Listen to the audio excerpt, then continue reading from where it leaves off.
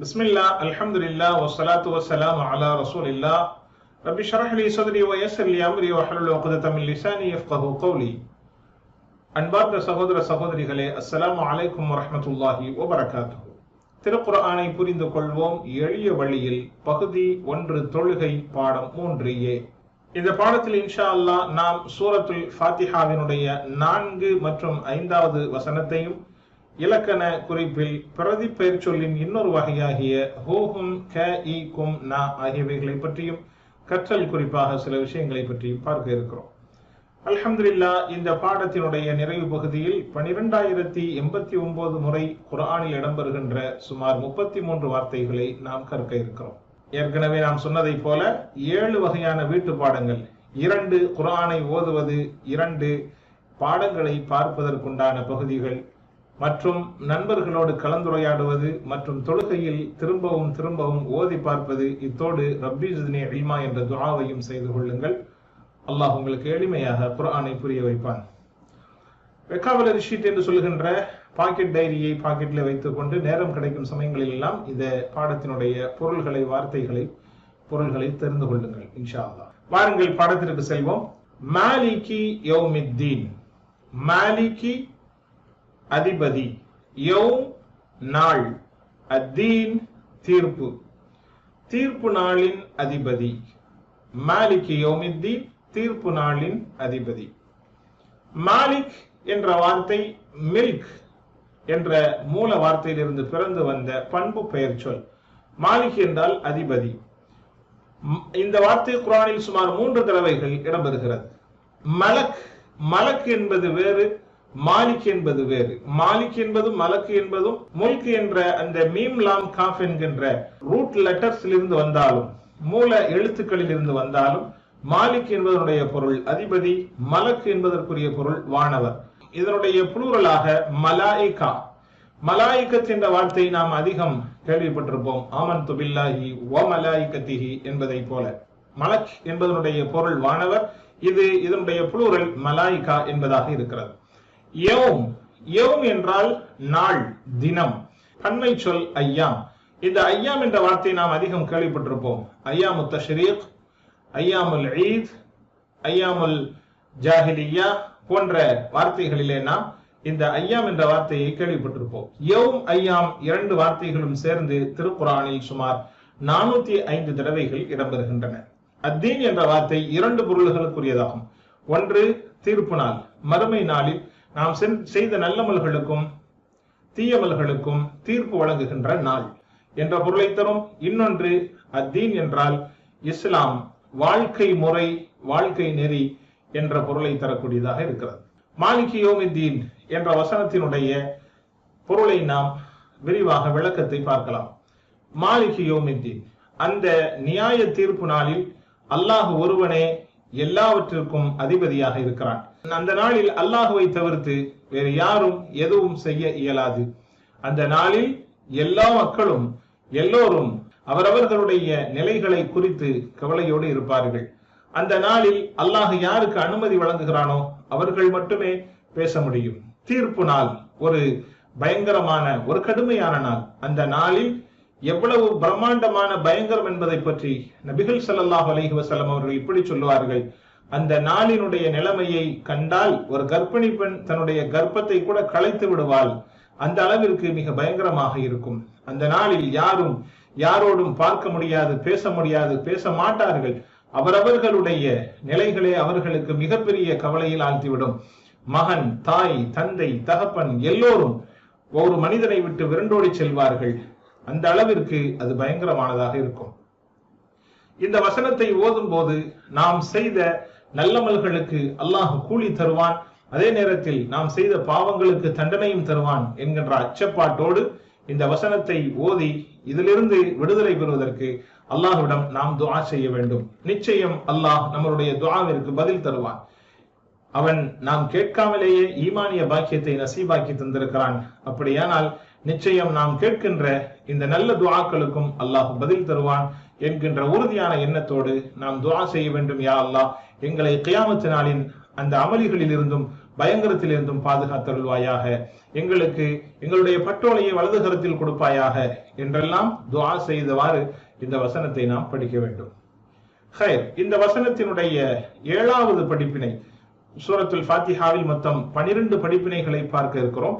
அதில் 7வது படிப்பினையாக கியாமத்து நாளை எண்ணி ஒவ்வொரு நாளும் அதற்கான தயாரிப்பில் நாம் இறங்க வேண்டும்.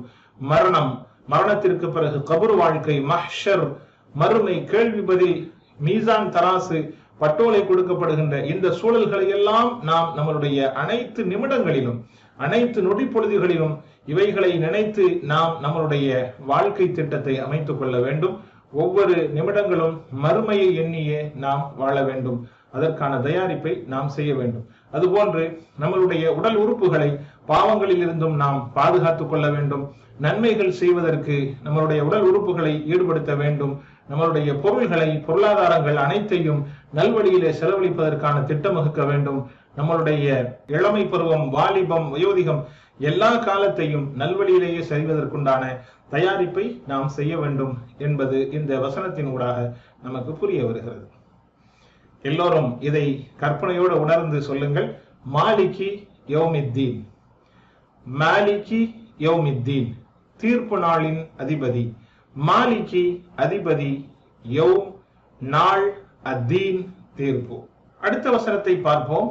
இய்யாக நஅபுது வ இய்யாக நஸ்தஈன்.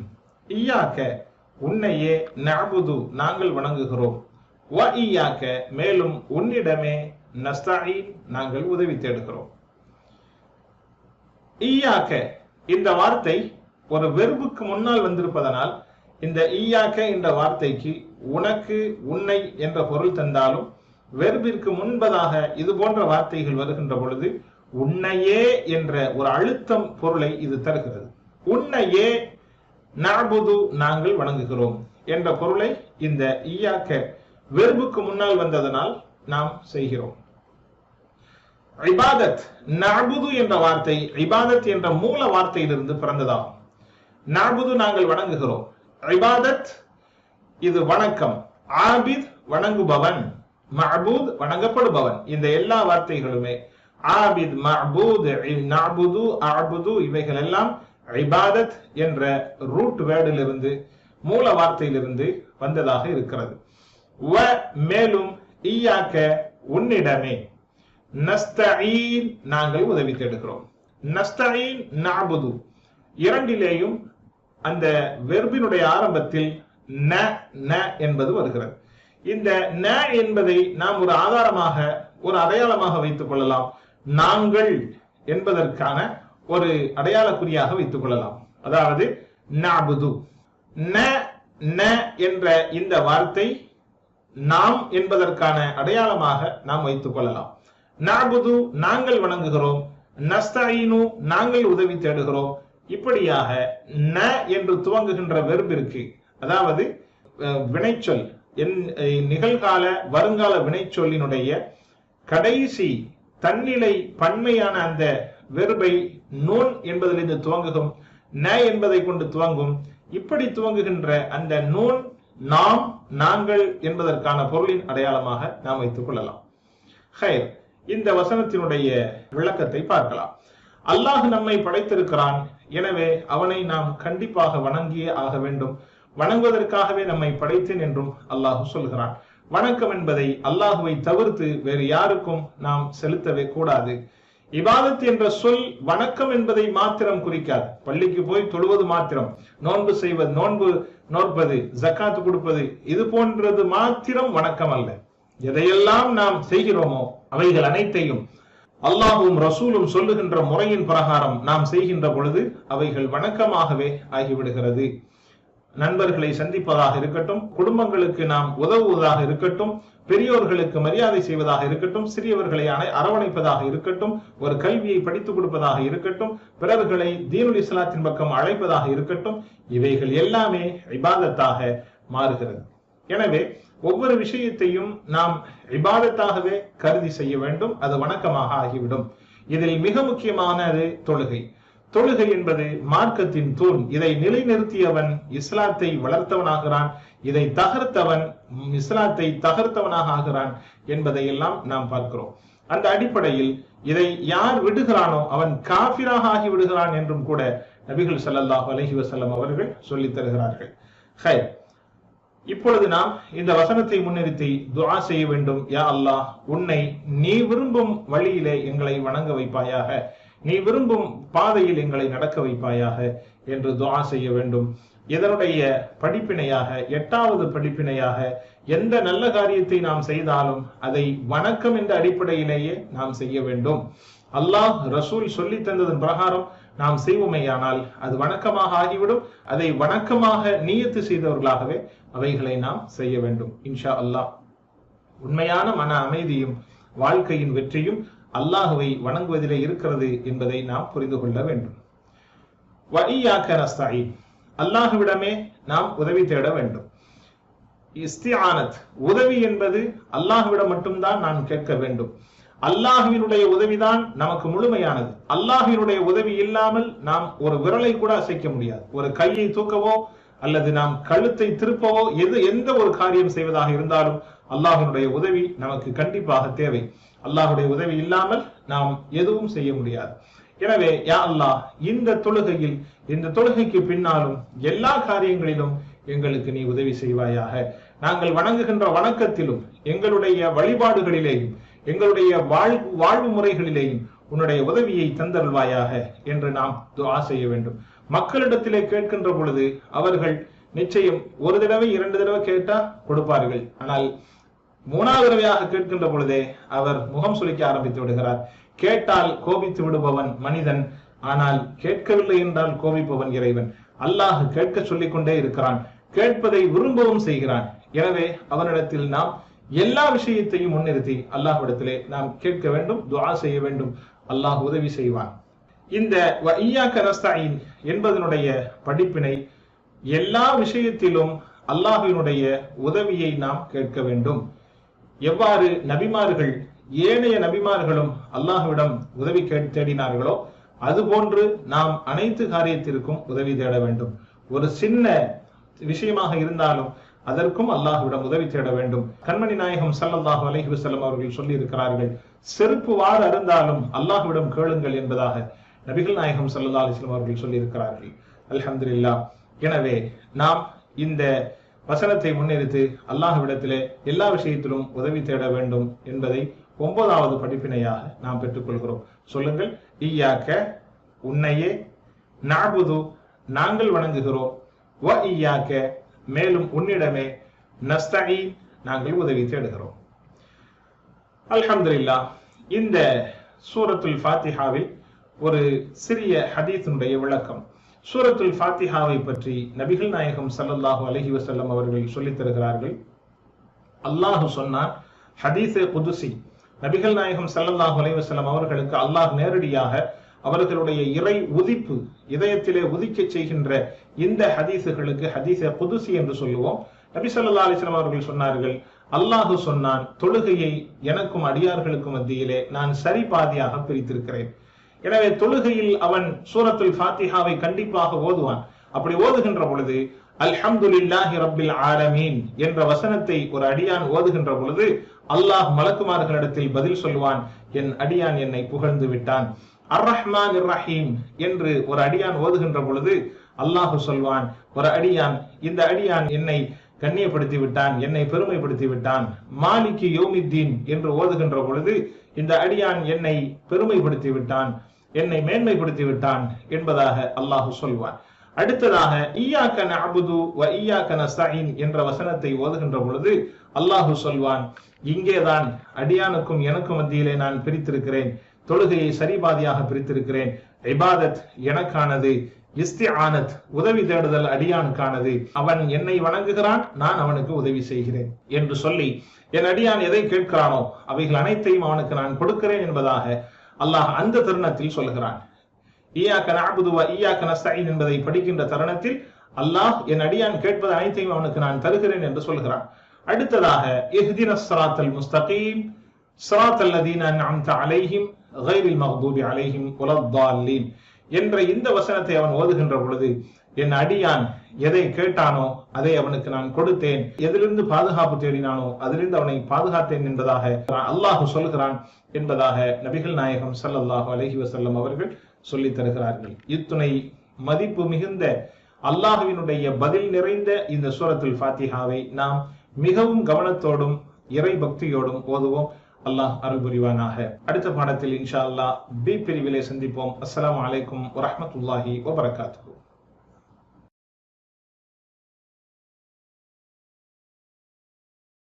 பிஸ்மில்லாஹ், அல்ஹம்துலில்லாஹ், வஸ்ஸலாத்து வஸ்ஸலாமு அலா ரசூலில்லாஹ். ரப்பி ஷ்ரஹ் லி ஸத்ரி வ யஸ்ஸிர் லி அம்ரி வஹ்லுல் உக்தத்தம் மின் லிசானி யஃப்கஹு கௌலி.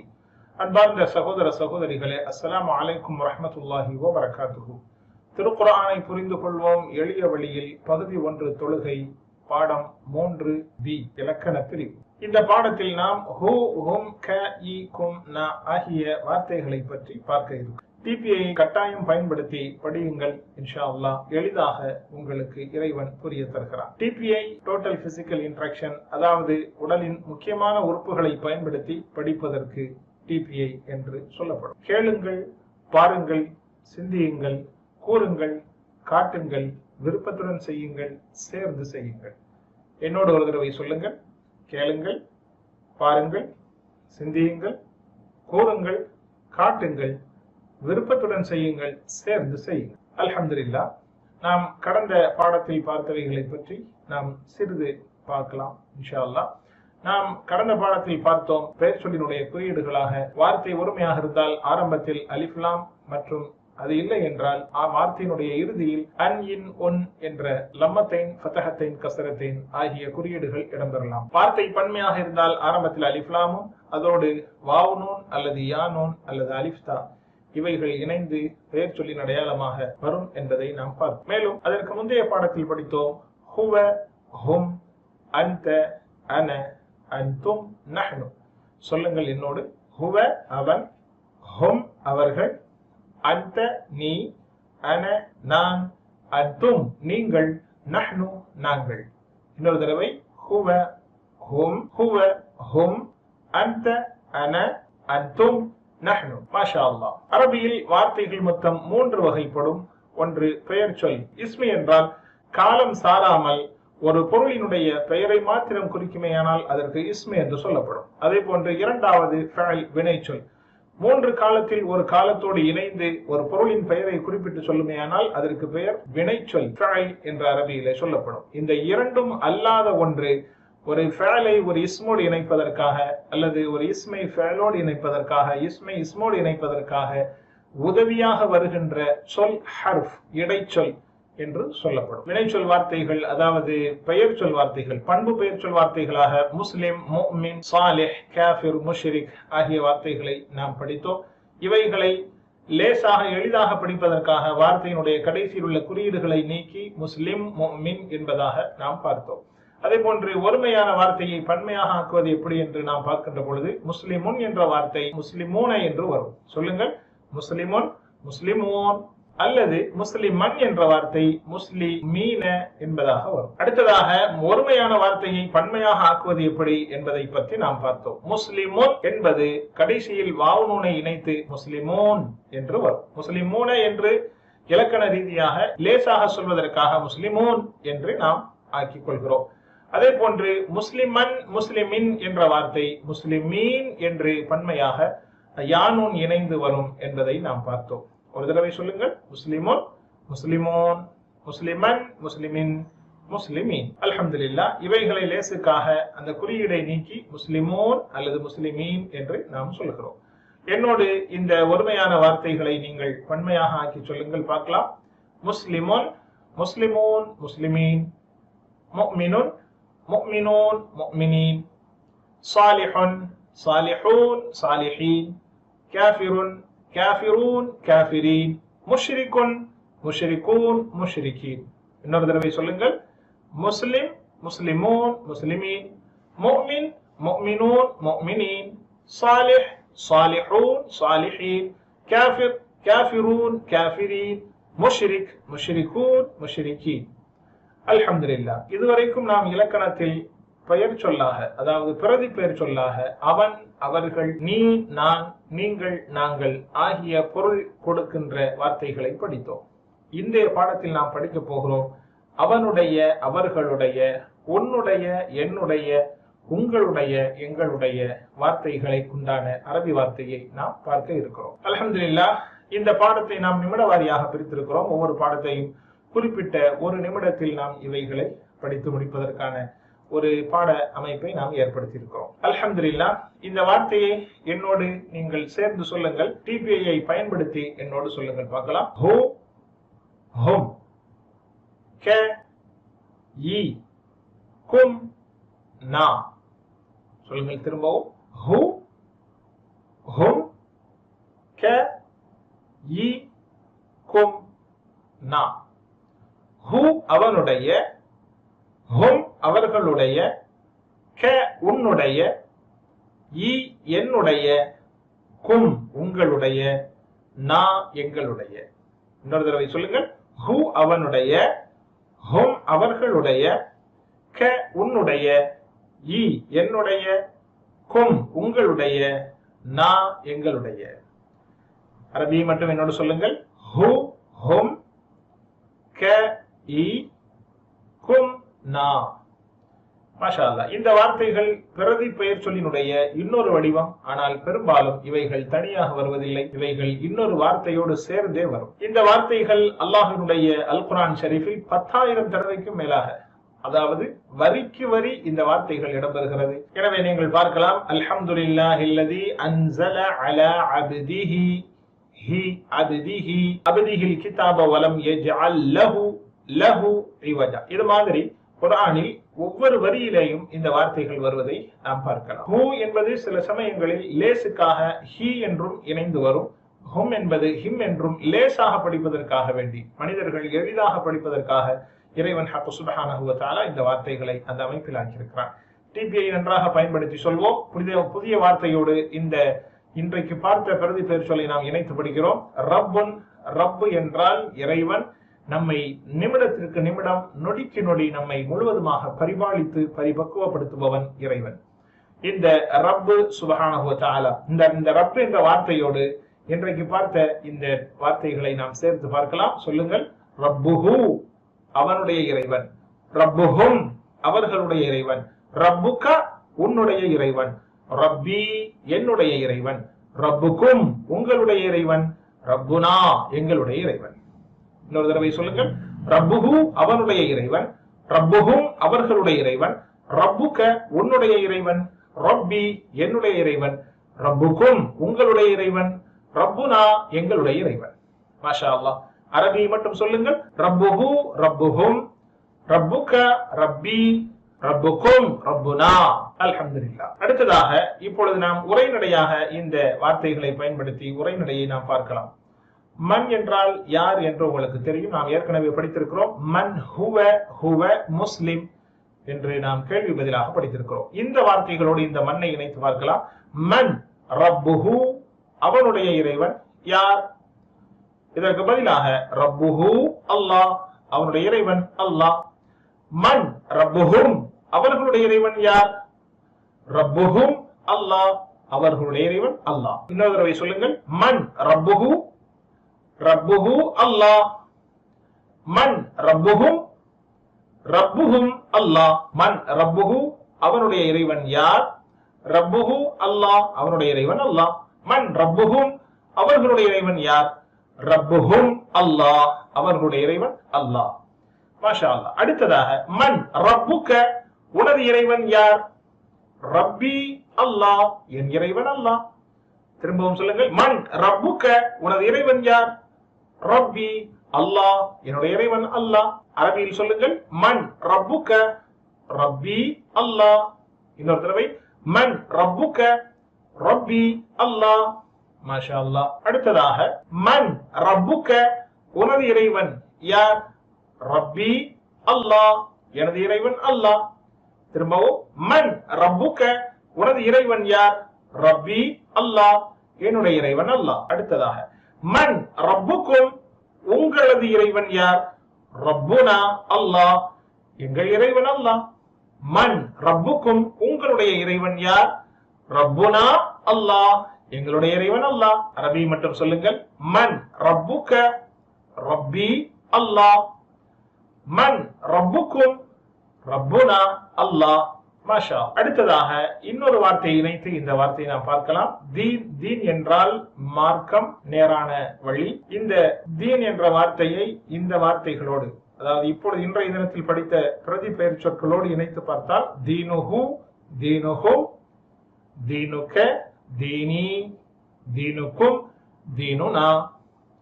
தீனுஹு அவனுடைய மார்க்கம், தீனுஹும் அவர்களுடைய மார்க்கம், தீனுக்க உன்னுடைய மார்க்கம், தீனி என்னுடைய மார்க்கம், தீனுக்கும் உங்களுடைய மார்க்கம், தீனுனா எங்களுடைய மார்க்கம். மாஷா அல்லாஹ். இந்த வார்த்தையை நாம் கேள்வி பதிலாக உரைநடையாக பார்க்கலாம். அதற்கு மா, மா என்றால் என்ன, இல்லை என்ற இரண்டு பொருளுக்கு வரும். இந்த வார்த்தையை நாம் மாவோடு இணைத்து இந்த தீன் என்ற வார்த்தையை முன்னிறுத்தி கேள்வி பதிலாக பார்க்கலாம். மன் ரப்புக மா தீனுக என்று அல்லாஹ் கபரிலே கேட்கக்கூடிய இரண்டாம் கேள்வி மா தீனுக. மன் ரப்புக பார்த்தோம், உனது இறைவன் யார்? ரப்பி அல்லாஹ். அதே போன்று மா தீனுக உனது மார்க்கம் என்ன? தீனி அல் இஸ்லாம், எனது மார்க்கம் அல் இஸ்லாம். இந்த வார்த்தைகளை அல்லாஹ் கபரிலே கேட்கின்ற பொழுது சரளமாக இதற்கு பதில் சொல்லும் பாக்கியத்தை நம் அனைவர்களுக்கும் இறைவன் தந்தருள் புரிவானாக. சொல்லுங்கள் பார்க்கலாம்.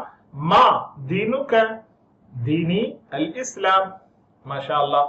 இதை நாம் முழுசாக பயன்படுத்தி பார்க்கலாம். மா தீனுஹு அவனுடைய மார்க்கம் எது? தீனுஹு அல் இஸ்லாம், அவனுடைய மார்க்கம் இஸ்லாம். மா தீனுஹும் அவர்களுடைய மார்க்கம் என்ன? தீனுஹும் அல் இஸ்லாம், அவர்களுடைய மார்க்கம் இஸ்லாம். மா தீனுக உனது மார்க்கம் என்ன? தீனி அல் இஸ்லாம், எனது மார்க்கம் இஸ்லாம். மா தீனுக்கும் உங்களுடைய மார்க்கம் என்ன? தீனுனா அல் இஸ்லாம், எங்களுடைய மார்க்கம் இஸ்லாம். அல்ஹம்துலில்லாஹ். துருக்கியை சார்ந்த டாக்டர் ஃபரூக் என்பவர்கள் ஒரு சுவாரஸ்யமான தகவலை நமக்கு தருகிறார்கள்.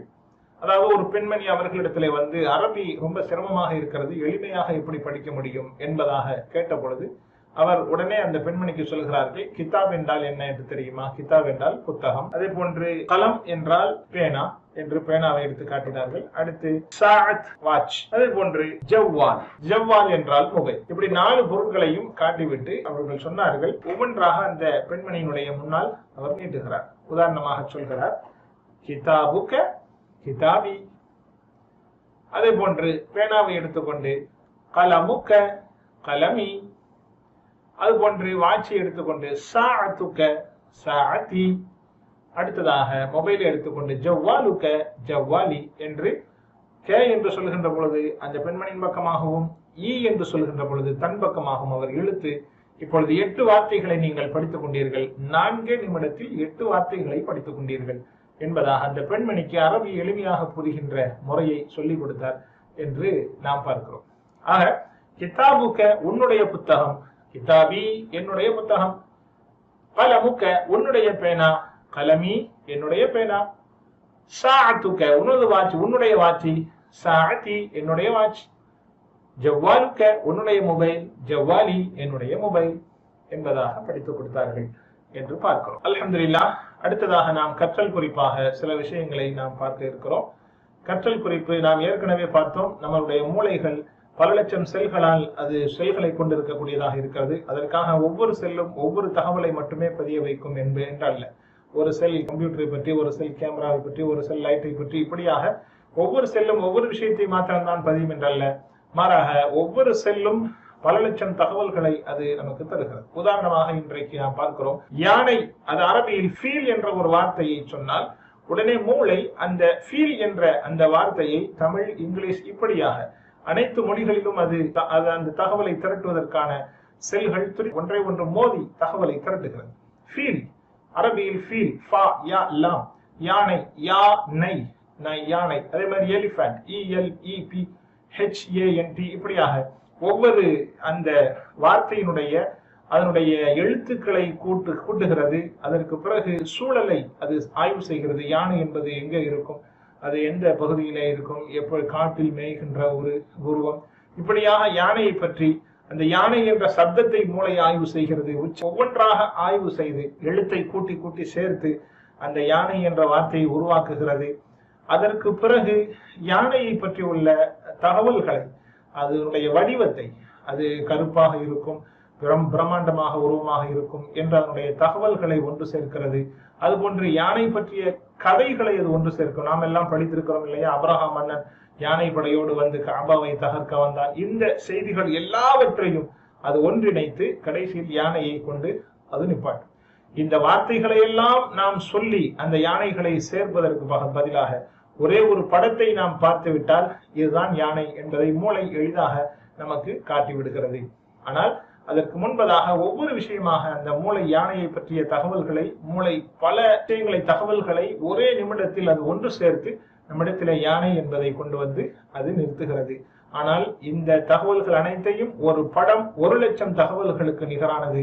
ஒரு யானை என்ற இந்த படத்தை பார்த்த மாத்திரத்திலே நமக்கு அந்த யானையை பற்றி உள்ள சிந்தனையை மூளை நமக்கு இலகுவாக தந்து விடுகிறது. இது போன்று இப்பொழுது நாம் பார்க்கக்கூடிய இந்த காணொளியும் நமக்கு மூளையில் ஒரு பதிவாக ஆகிவிடுகிறது. இப்போது யானையை பற்றிய எந்த தகவல்களை எல்லாம் மூளை இதற்கு முன்னால் கேட்டதோ அனைத்தையும் அது நமக்கு பதிவு செய்கிறது. இனிமேல் யானையை பற்றி கேட்கின்ற பொழுது இந்த பாடத்தையும், இந்த பாடத்தில் கண்ட 2 யானைகள், ஒன்று தாய் யானை, இன்னொரு குட்டி யானை, அதோடு இருக்கக்கூடிய பூனை, இவைகளெல்லாம் நம்மளுடைய தகவல்களுக்கு கொண்டு சேர்க்கக்கூடிய ஒரு வெட்டொலியை மூளை நமக்கு சேர்த்து வைக்கிறது. இதுதான் இன்றைய கற்றல் சிந்தனை. மூளைக்கு வெட்டொலியை நாம் உருவாக்குவோம். இது போன்று இறைவனுடைய குர்ஆன் உடைய வசனங்களை படிக்கின்ற பொழுது ஒவ்வொரு வார்த்தைக்குமான அதை புரிதலுக்கான வெட்டொலியை நாம் உருவாக்க வேண்டும். சொர்க்கம் என்ற வார்த்தை வருகின்ற பொழுது சொர்க்கம் சார்ந்த அத்தனை விஷயங்களையும் மூளை நமக்கு என்ன செய்யும், தகவலை கொண்டு வந்து தரும். சொர்க்கம் அது மிக இனிமையானது, அதிலே கனிவர்க்கங்கள், அதிலே ஒவ்வொரு கனியும் ஒவ்வொரு விதமான சுவையை கொடுக்கக்கூடிய கனிவர்க்கம் அங்கே இருக்கிறது. இது போன்றெல்லாம் சொர்க்கத்தினுடைய அத்துணை தகவல்களையும் மூளை நமக்கு உடனே கொண்டு வந்து சேர்க்கிறது. ஆக மூளை அதனுடைய தகவல், அதனுடைய திறன்பட செயல்படுவதற்கு நாம் அதற்கான வெட்டொலியை உருவாக்க வேண்டும். அதற்கான முயற்சியை நாம் அதிகம் செய்ய வேண்டும். அல்ஹம்துலில்லாஹ், இப்பொழுது மூளை எவ்வாறு செயல்படுகிறது என்பதை இப்பொழுது நாம் புரிந்து கொண்டோம். அல்ஹம்துலில்லாஹ், இந்த பாடத்தில் நாம் குர்ஆனில் சுமார் 12,089 முறைகள் இடம்பெறுகின்ற 33 வார்த்தைகளை நாம் படித்திருக்கிறோம். அல்ஹம்துலில்லாஹ், இந்த பாக்கெட் டைரியை பாக்கெட்ல வைத்துக் கொள்ளுங்கள். வீட்டு பாடத்தை கவனமாக 5 நிமிடம் பார்த்து ஓதுதல், 5 நிமிடம் மனப்பாடம் செய்திருந்து ஓதுதல், மாணவர்களிடத்தில், நண்பர்களிடத்தில் உரையாடுதல், எப்பொழுதும் தொழுகையில் மாற்றி மாற்றி குர்ஆனுடைய வசனங்களை அடிக்கடி வேறு வேறு சூறாக்களை ஓதி பார்த்தல், இது போன்று நீங்கள் பயிற்சி செய்வதோடு ரப்பி ஜித்னி இல்மா என்ற துஆவையும் சேர்த்து பதிவு செய்யுங்கள். அல்லாஹ் நமக்கு உதவி செய்வான் இன்ஷா அல்லாஹ். ஆசிரியராக மாறுவது, கற்க சிறந்த வழி ஆசிரியராக மாறுவதுதான். எனவே பிபிடியை பதிவிறக்கம் செய்து எல்லாவற்றையும் நீங்கள் தகவல்களையும் உள்ளடக்கி பார்த்துக் கொள்ளுங்கள். அல்ஹம்துலில்லாஹ், அல்லாஹ் நமக்கு உதவி செய்வான். அல் குர்ஆனை ஓத, விளங்க, சிந்திக்க, செயல்படுத்த, பரப்ப மனனம் செய்ய. சுப்ஹானக்கல்லாஹும்ம வ பிஹம்திக், நஷ்ஹது அன் லா இலாஹ இல்லா அன்த, நஸ்தக்ஃபிருக வ நதூபு இலைக். அடுத்த பாடத்தில் சந்திப்போம். அஸ்ஸலாமு அலைக்கும் வரஹ்மத்துல்லாஹி வ பரகாத்துஹு.